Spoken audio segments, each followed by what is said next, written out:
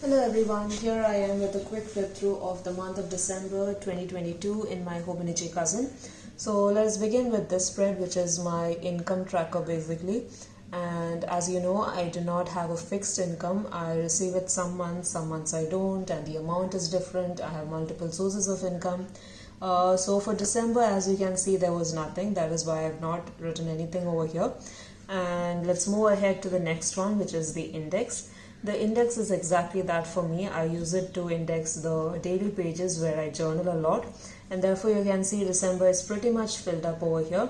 The blank spaces are either because I have not journaled on those days and it is blank, and or it could be simply because there was nothing relevant enough to come up over here and therefore it is blank.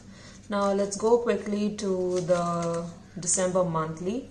December monthly was quite eventful, as you can see over here. So I have these corner stickers for birthdays or events like wedding anniversaries and such, and all these circle stickers indicate various events like church events, periods and such. Then I had social media tracking. I was not at all active in December, and of course the number of subscribers and such. I keep a track of this because I'm trying to be more regular there. I want that also to be another source of income for me, but not yet at least.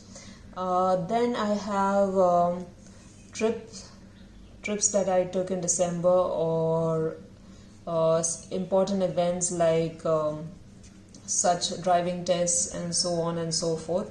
I took my driving test pretty late, but I finally passed it and got my license, so that is that.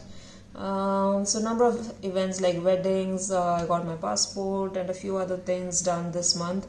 It was pretty eventful in those terms, even though it probably doesn't look that packed to you. For me it is actually quite filled up as such. So that was December as far as the monthlies are concerned. Now let us go quickly to the weekly spreads of December.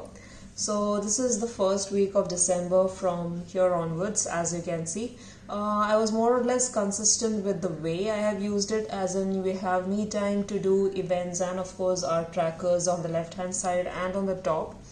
But at the same time, I was not very active in my weekly spreads. I used it but not so much as well. Sometimes I used to come back and fill it quite later. Like I said, even though it cannot be seen on the spreads as such, I was very busy in the month of December and extremely tired as well. And yeah, that's about it for December, so all the empty space. By this week, I completely stopped with the me time because, and of tracking also, truthfully. I left out tracking on some days. Some days it's not that I didn't do anything, I just didn't bother. Most of the things are across. As you can see, I did not get much time to work on certain things. So that was December as far as the weekly spreads go. Then when we come to the dailies, I would say in comparison to the previous months, I used the dailies a lot more in as far as December is concerned. So as usual, the month of December dashboard is always a quote. So let all that you do be done in love is something I found relevant for me in the month of December. See, whatever I write here is in terms of me. It's not that I can write about love only in the month of Feb and such. Now when we come to the journaling part of it, I have stickered it in advance. They were beautiful stickers, but since I didn't really write much, it was kind of blank.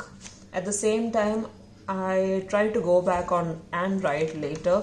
Most of this that you see over here is not something that I journaled on that day, but probably something that I went and did later as such. So yes, as usual, I have wrote something, then I have gone on to write the title so that I know what is written over there, because I can't read the whole thing and then try to find out. It's easier if I just write the highlight or highlight the main part of it, so it's easier for me to understand what is written there as such. So this was more or less what was happening in December, as you can see in terms of journaling. One thing I've definitely decided for next year is to leave another blank page for after 31st, because generally I write a lot on the 31st because we have a lot going on at that point of time, and I always don't have space because I end up covering this or writing something over here, and there's just no space. Obviously I could go back and write on one of the blank pages, but 31st is something that I would have prefer to have, you know, towards the end, continuous one after the other. And as far as the library part is concerned, frankly there's no point in showing this because I did not read at all in the month of December. If you want to see a more detailed flip through of this entire planner, I will be doing a full flip through of this Hobonichi Cousin 2022 soon, so stay tuned for that. Meanwhile, let me know how you enjoyed finishing up your planner in 2022 and moving towards or shifting to another planner which may or may not be the same one.